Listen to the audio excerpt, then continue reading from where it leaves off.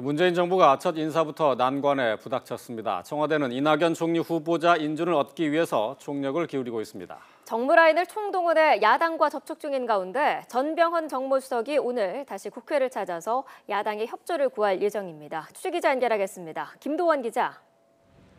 예, 청와대 춘추관입니다. 네, 청와대가 직접 야당 설득에 나섰는데요. 효과가 있을까요? 예, 청와대는 전병헌 정무수석 이하 정무 라인을 모두 가동해 지난 주말 내내 야당 지도부와 접촉했습니다. 인사 검증의 현실적 한계와 조속한 내각 출범의 필요성을 강조하며 협조를 호소하고 있는 것으로 알려졌는데요. 전 수석은 어젯밤 늦게까지 야당 인사들과 접촉하며 설득에 주력한 것으로 알려졌습니다. 하지만 야당 측에선 아직 뚜렷한 입장 변화는 없는 것으로 전해졌습니다. 특히 위장 전입은 고위공직자 임명 결격 사유라는 대선 공약이 유효한 것인지 대통령이 직접 입장을 밝혀야 한다는 주장이 여전히 강합니다.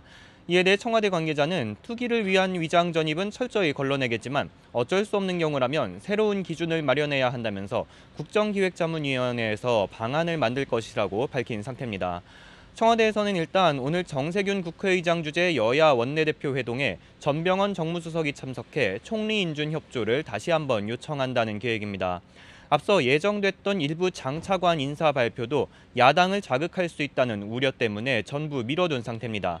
다만 이번 사안과 관련한 문재인 대통령의 직접적인 입장 표명은 없다는 방침엔 아직까지 변화가 없습니다. 이미 임종석 비서실장의 유감 표명과 사과로 청와대의 입장을 충분히 밝혔다는 설명입니다. 하지만 오늘 오후 대통령이 주재하는 수석보좌관 회의 발언을 통해 인사 검증과 기준 논란에 대해 문 대통령이 직접 언급할 가능성도 열려 있어 회의 결과가 주목됩니다. 지금까지 청와대 춘추관에서 YTN 김도원입니다.